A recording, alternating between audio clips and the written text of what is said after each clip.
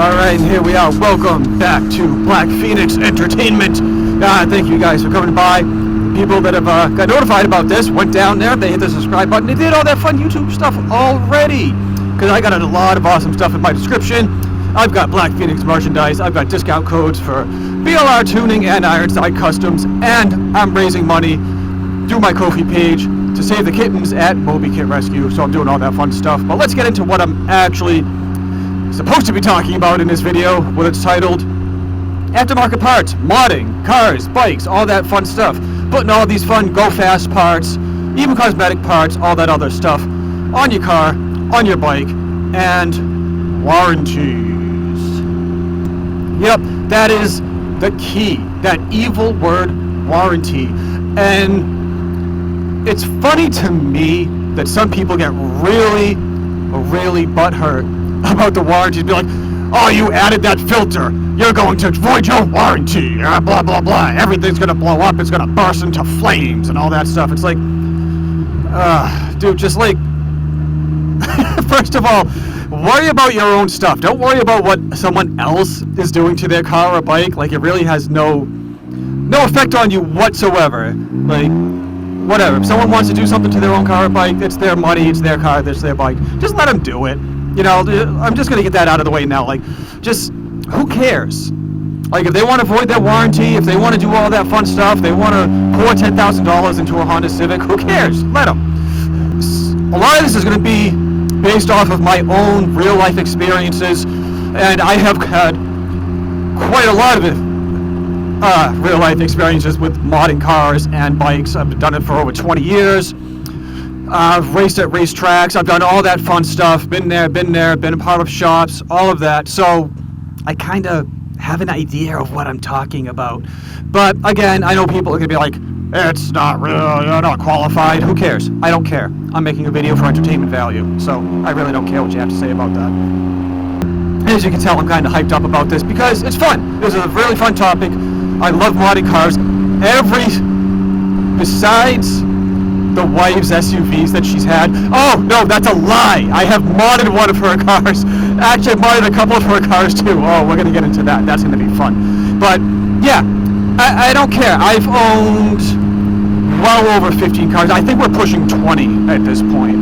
Oh, like, into the, like, 21, 22, something like that. Vehicles, cars, bikes, all that fun stuff.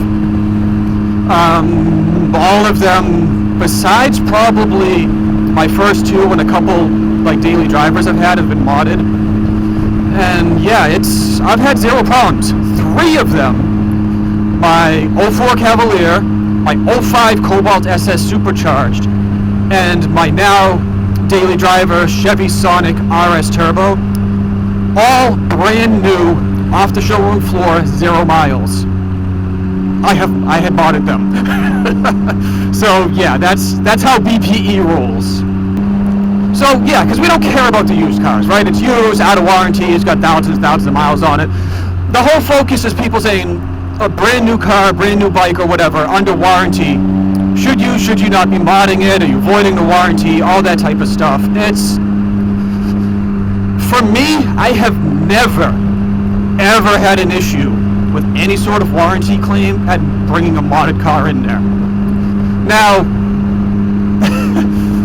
that being said, I have never blown a motor in a car, a modded car, I should say. I don't know what's going on over there. That's weird.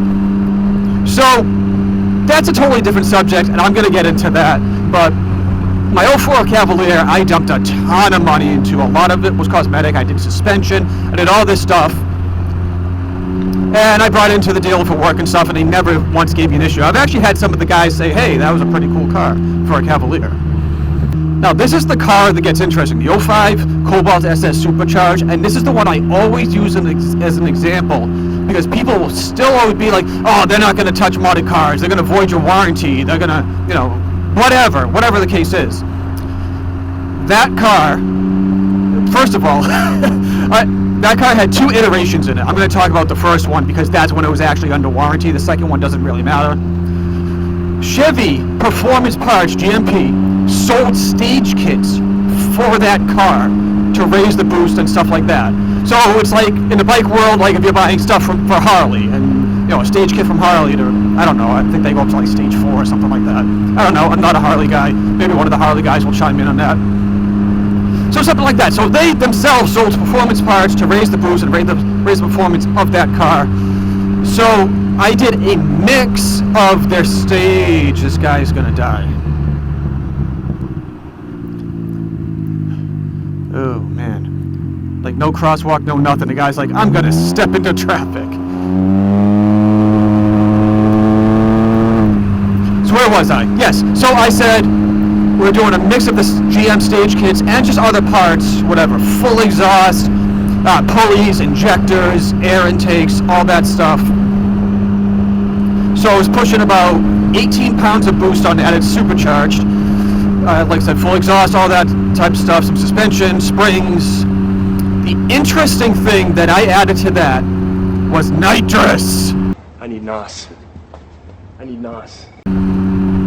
Yes, I originally was going to go with a 50 shot of nitrous, dry shot of nitrous. The reason why, and you can look this up, I'm not lying at all.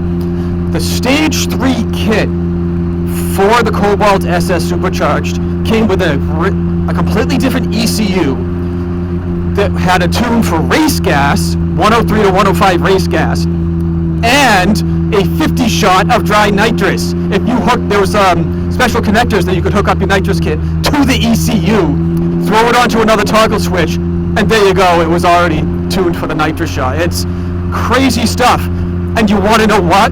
All under warranty! So yeah, all of that. So what did I change? I did not do the 50 dry shot. I was talking to the tuner and the guys were working on the car. We did a 75 wet shot. We were like, screw it. We're going to go big. We're going to go home. We're going to do this. And we did. And I had that, again, I bought that car with 0 miles. I believe I sold it with around 20,000 on it. All the mods, all that stuff. Sold it the first time. That's a whole nother story. Yeah, it went in for some warranty work. There were some things. There was a brake pedal issue. The wheels, the rims, the paint was flicking off. I did that. There was another paint issue on the car.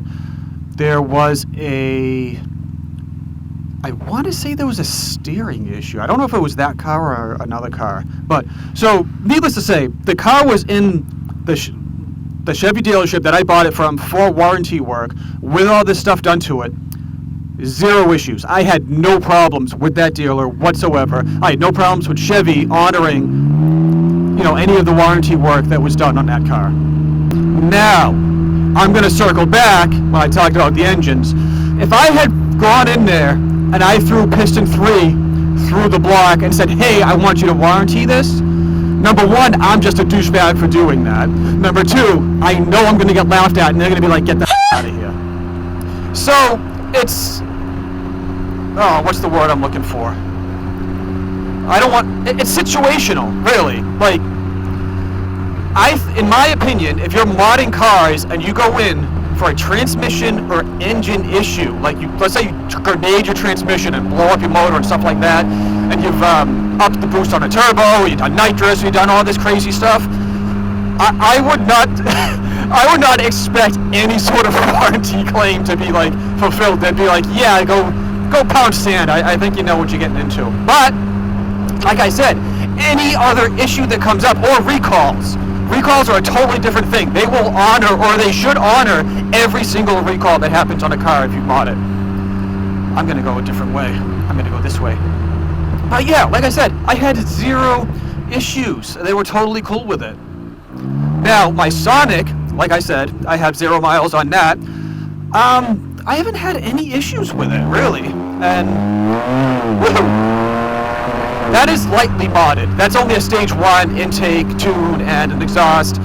No issues. I guarantee if I took that in for whatever, at the point in time or whatever, they would have been like, yeah, okay, we'll take it. But that's way past the warranty point. I bought it brand new in 2016. It's got 45,000 miles on it now, so, it is what it is. I never ran into any issues. So, what happened with all of this? Basically, someone said, oh, you're modding your Ryker, aren't you worried about the warranty?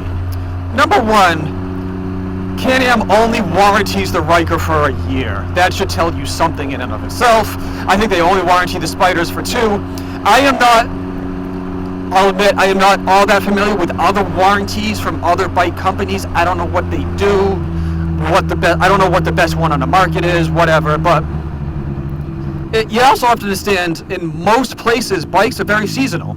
So if you're only warrantying something for a year, let's say up in New England, you're probably only riding maybe 7-8 months. I don't know, it depends. Some people ride all year long, but yeah, so how many miles are really going to be on it by the time the warranty's up? So, to answer the question, no, I don't care. I really don't give a crap. I was just like, whatever. I'm going to mod it. I'm not going, this is, yeah, you see, I already caught myself. I'm like, this is probably going to be it. No, there's some Bill at BLRtuning. They're coming out with some crazy stuff, and it's super awesome. I'm not going to lie. I will probably do a couple more power mods to this, because I've got some ideas for it. But other than that, it is what it is. If I grenade the motor, that's on me. If I blow the CVT transmission, that's on me. Like, I'm not going to go to BRP. I'm not going to go to my platinum dealer that's around and be like, hey, fix my stuff. No, that's just me being a douche if I do that. Like, I know 100% what I'm getting into. And you know what? If you want to keep your stuff stock or whatever and have the dealer work on it, that's cool. But don't tell me what to do with my stuff, with my money, because I'm the one who's going to have fun with it. And the other thing, just to before I finish up this video, is SEMA. And if you're not 100% familiar with SEMA, it is the Sports Equipment Manufacturing Association, something like that. It might not be sports, but it's something like that. Basically, they protect the modding community, they protect aftermarket parts, racing, all that type of stuff. And it's basically what we call the SEMA law, whereas the dealer has to prove that the mod or the aftermarket part that you put on did the damage to the car that you're bringing it in for. There you go. Now, for example, the 75 shot of nitrous that I had on my Cobalt, and I said, like I said, I towed that thing in and said, hey, piston 3 went through the block, and they said, hey, you have a 75 shot of nitrous that goes straight into the engine. Yeah, that's probably probable cause for blowing the engine, and we're not going to warranty it. Perfect. But let's just say I throw a catback exhaust on the car and go in there and piston 3 goes through the block. They're going to have to prove that, yeah, this little catback exhaust that makes a little bit of noise made that piston go through the block. That's what SEMA does, and that's how they protect you with that. So, that's it. Again, I could go on for days about all my cars, all the things I've done to them, all the mods, all that fun stuff. So, if you want to hear car stories, I've got plenty of car stories, so just let me know. But, thank you. Thank you for the idea for the video, for the question. Like I said, all the time, if a comment or a question warrants a full video, I'll do it, and I feel like this one did, because there was no way I was going to fit that whole explanation into one little YouTube comment. So, it's that time. It's nearing the end of the video. Go down there, like, subscribe, do all the fun YouTube stuff. Again, I got a ton of stuff in the description. Don't skip over that. You might be able to save yourself some money, and you might be able to help me save the kittens, because that's cool stuff, as this guy doesn't stop and almost kills me.